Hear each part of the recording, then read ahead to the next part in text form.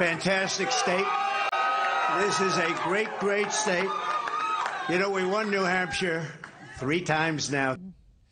So President Trump taking a victory lap last night after winning the New Hampshire primary, dealing a major blow to the Nikki Haley campaign.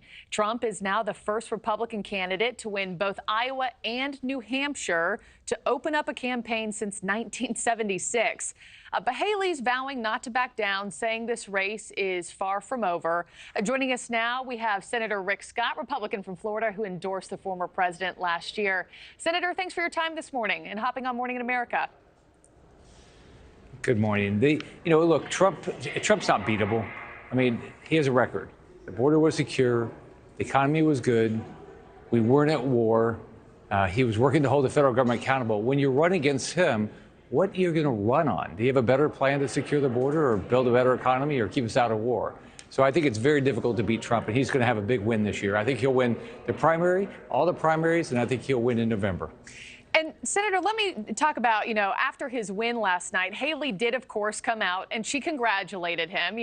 She conceded that she came in second, but then she kind of took a victory lap herself. I want to play a bit of sound and then get your take on the other side. With Donald Trump, you have one bout of chaos after another. This court case, that controversy, this tweet, that senior moment. You can't fix Joe Biden's chaos with Republican chaos.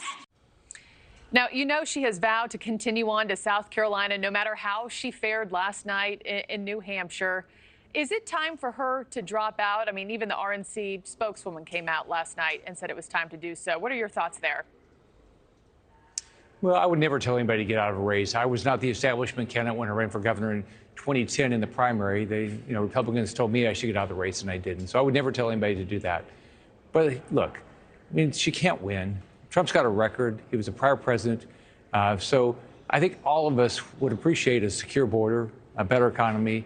We don't like what's going on in Ukraine. We don't like that Hamas, invaded Israel. We don't like what the Houthis are doing.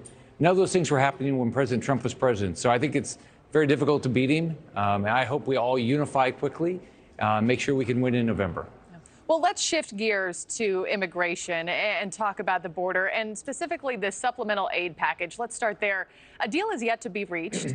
It doesn't seem like that's really going anywhere, at least from an outsider's perspective. Neither side is making concessions. Neither side is blinking first in this steering contest. What is the crux of the impasse here, sir? I mean, is it parole authority? What is it? Well, I'd love to know, but we're not told. We've never seen the text of the deal. Here's what we do know. We know we have a lawless Biden administration. We know we have a lawless and biased administration that just went to court to cut the razor wire to prevent Texas from securing their own border. We know that the border was secure when Trump was president under exact same laws that Biden says, somehow we need to change or spend more money. We also know this. They've already said we will not tie monthly Ukraine aid to the numbers of people coming across our border staying going down. So that means with this Biden administration, what are we doing? There's not going to be a secure border this year because Biden doesn't want to do it if we don't tie it to something he wants. So I look forward to reading it. I don't know why what they have agreed on, put it out. So let's look at it. Are you worried about what people are going to say? I mean, they're talking about legalizing up to 5,000 people a day, it sounds like. So what if just 1% of those every day, 1% would be what, 50 murderers or 50 drug dealers or 50 terrorists a day? Is that okay? No, it's not okay. Well, you're not the only lawmaker to come out and say that you've been left in the dark on this thing. Even Senator Ted Cruz has come out recently here in recent days and said the same. Just to reiterate, you've called the border a clear and present danger to every single American and our security. Let's play hypotheticals here. Let's say that Donald Trump does win the presidency come November. He was obviously very tough on the border.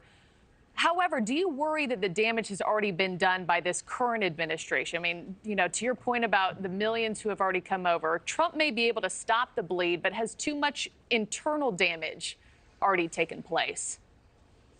Absolutely. The director of the FBI testified, and when I asked him a question, he said, we have terror cells around the country as a result of an open southern border. So how many years is it going to take us to get the drugs out of our country, the drug dealers out of our country, the criminals out of our country, the terrorists out of our country?